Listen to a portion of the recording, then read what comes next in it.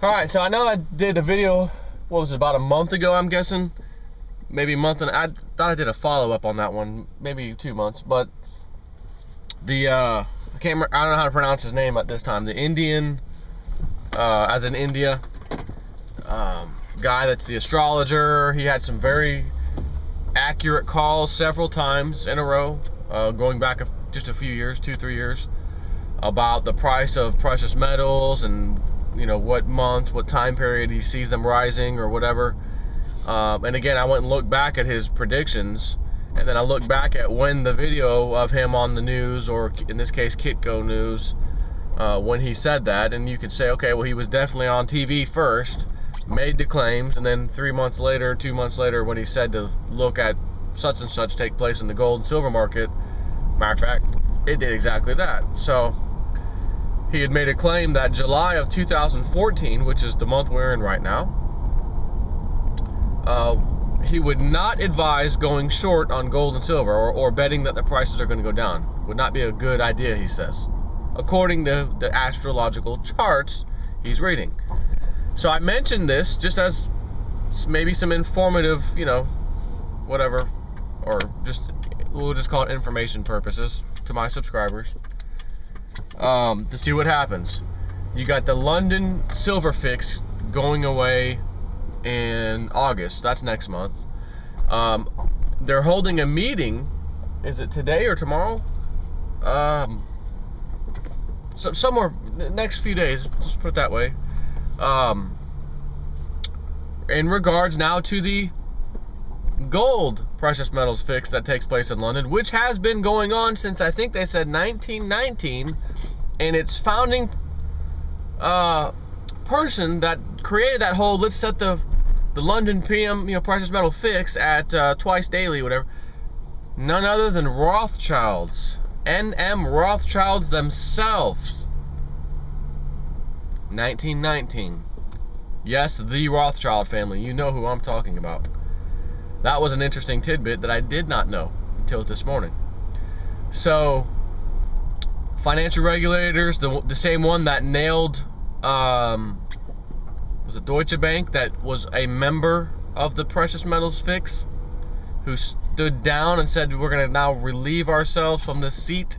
5 banks, now it's 4 banks. You guys can do it. We're out of here. We're being investigated. We just had to pay a fine for rigging the gold market, and we're setting the gold market price daily with you guys. So yeah, we're gonna go ahead and leave now.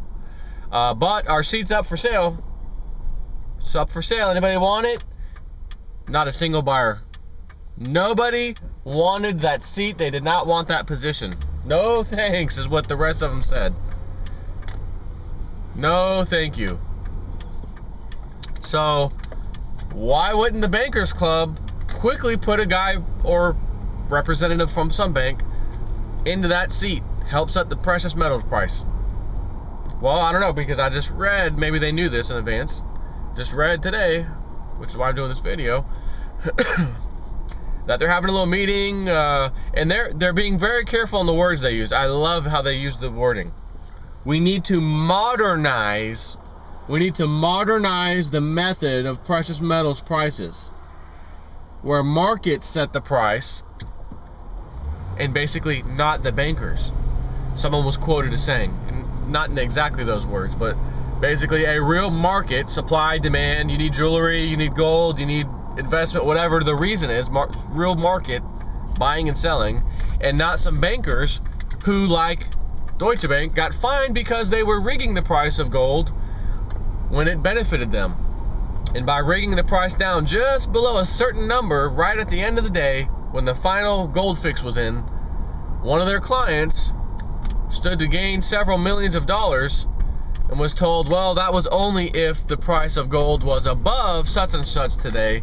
And as you can see at the end of the day here, the market's closed, the price is just a hair. I mean, it was close, just a hair under that amount, so we don't have to actually pay you anything. That's how that went.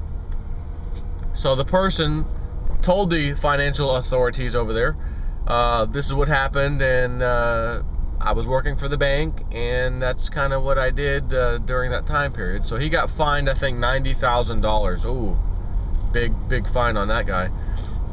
And the bank got multiple millions of dollars in fines. Again, not a whole lot of money when you see how much paper, gold, and silver are traded on a daily basis. Sometimes when the volume's kicking in, it's like they said, there's been times when the entire yearly production, worldwide production of silver, the amount it takes, the amount of silver produced in an entire year throughout the planet, was traded on Wall Street, basically, on the COMEX, in one day. Yet, no silver moved anywhere. Contracts changed hands is the only thing that happened. Paper contracts representing silver, allegedly, changed hands. So, as they say, the fix is in, and it's looking like they're trying to find another way to set the price of gold and silver, but this particular meeting's about gold, and not use the old banker club, the elite club of pals, buddies who rig the price for their own financial benefit, which they've been doing for years.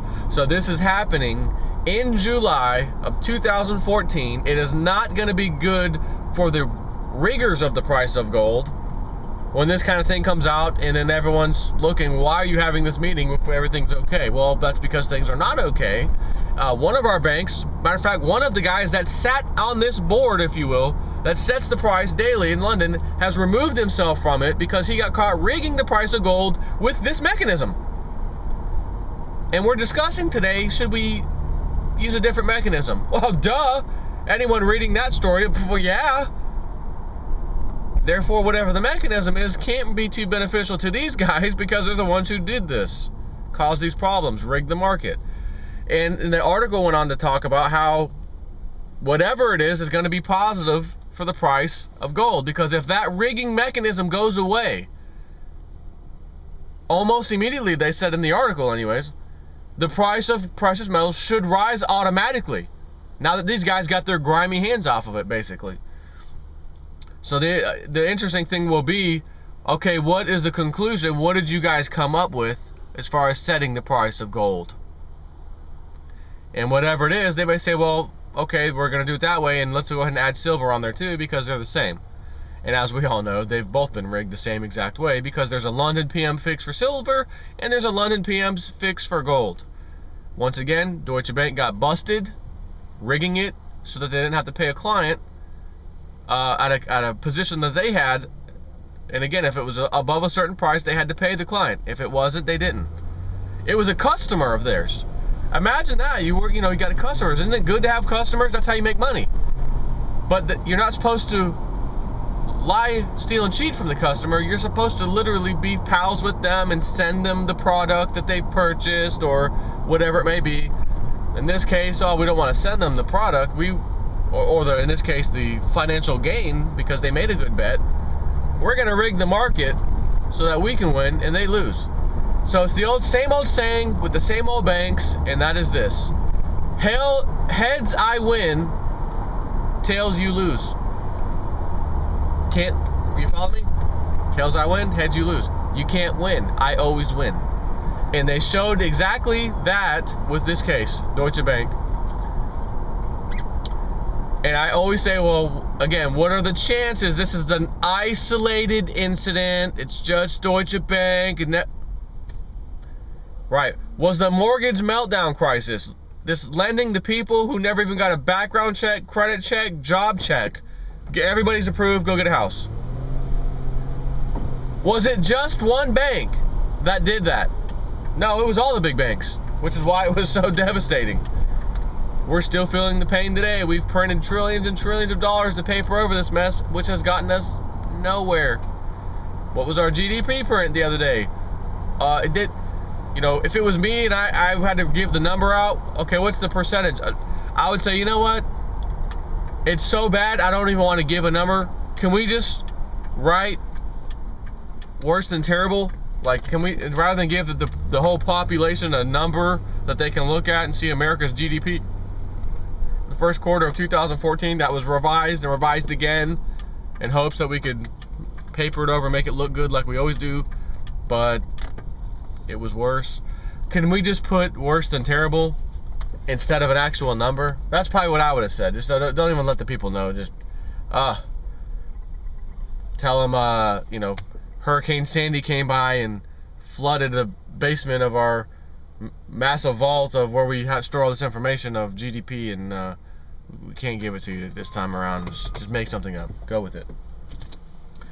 So silver's been up a little bit lately. It was so hard to pass that $20 mark. It struggled and struggled and struggled. It's now well over 20. It's 21.15, I think, today.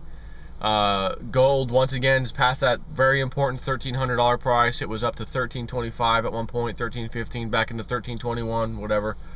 So it feels solidly like they're starting to move up. Is this astrologer guy, you know, the July guy talking about it last year, is he going to be right? He has a track record that shows he has been right several times, as a matter of fact. Currently, it's looking like he's going to be right. The other issue, several people sent me this interview with V Gorilla, whatever, the guy that's you know, kind of like has an insider. To me, it seems like it's almost the same information Lindsey Williams has that he's already said. However, I don't know if I found this piece of information anywhere else, and it remains to be seen whether this guy who was on the Hagman and Hagman show has any type of, you know, background as far as being accurate when he says such and such is coming. From what I understand, they say he's got some, but this would be the key thing for me, I think, if he gets this right. And apparently during the interview he mentions that July 15th is really the date he was giving, but mid-July something's going to happen that will be propelling gold and silver. It's going to be something negative on the US dollar. He said you're probably not going to hear it on CNN or any kind of major breaking news. It's just going to happen, kind of like some of these events just happen, and then all of a sudden there's a cause and reaction behind the scenes that those of us who are paying attention will quickly see. Everyone else, no one's going to know about it, because no one pays attention to that kind of stuff. But it should be middle of July. Precious metals should spike or start to spike, not necessarily on that day, he said, like, you know, all of a sudden, you know, price jumps up, you know, $200 for gold and, you know, $20 for silver. No. But there should be a move that's obvious, that starts and keeps going, kind of a thing. So that's another thing saying that July, for some reason, is this date of importance for precious metals. Again, I at this point I have to take that particular part of this with a grain of salt, because I don't know how much merit this guy has exactly. Whereas I've been following Lindsey Williams for a very long time, and 2007. And he has an incredible track record. So he didn't say July of 2015 or 2014, look out for precious metals. Lindsey did not say that. But it does appear there are several sources now pinpointing July of this year as a starting point for the metals to rise. I'll add one more thing. I noticed after the big crash of 2011 for precious metals that during that time frame, the banks, JP Morgan, and then all of a sudden Citigroup out of nowhere takes this massive multi-billion dollar position on paper silver contracts. I believe it was just silver. Let's just say precious metals, because I'm not sure if it was gold or silver or both. I think it was silver. And whereas they had, you know, half of a billion or $500 million invested in this little, you know, I guess short position, I'm not sure. And then all of a sudden the next quarterly little report comes out to show the bank's participation or whatever, and then all of a sudden Citigroup's up, you know, 9-10 billion into this position. All of a sudden JP Morgan takes a huge leap forward as well in their position. So it's like, oh wow. And they had to double what their previous position was, and Citigroup came out and not doubled it, but just, you know, went way higher than what they had. And now what I'm seeing, as of very recently, they are unwinding, both of them, unwinding massively that position. And once again, Citigroup has unwinded extremely massively. Way down. Got rid of most of it. JP Morgan only went down about 40 or 50% of what they had, which was still an incredible amount. But Citigroup was like, okay, we're getting out 90% out of this, or 80-something% out of it, something like that. That has just occurred recently. So why would they be winding down this money that they've been using this whole time to keep silver at $20 or whatever, right? They're unwinding that position now. Why? If the price went down while they did that, and they held it down, held the head of the precious metals prices underwater, just held it there, $20. You're not going higher than 20 silver. You're not going over 1,300 gold. And all of a sudden, massive unwinding of this whatever position they've had. You could obviously speculate that, you know, maybe the prices are going to go up. Probably be a pretty educated guess. So, once again, another sign pointing to precious metals. So I think today I'm sending the email home to the wife. Go ahead and do our final silver purchase. I will be reaching my ultimate goal finally of silver. So, at this point, I will sit back and wait. Now, if for some reason a massive smashing were to occur in precious metals one quick time before the powers that be let it run loose, just for some whatever reason, I will go out and buy some more. Okay? Let me just say that. I will go out and buy some more. Take care.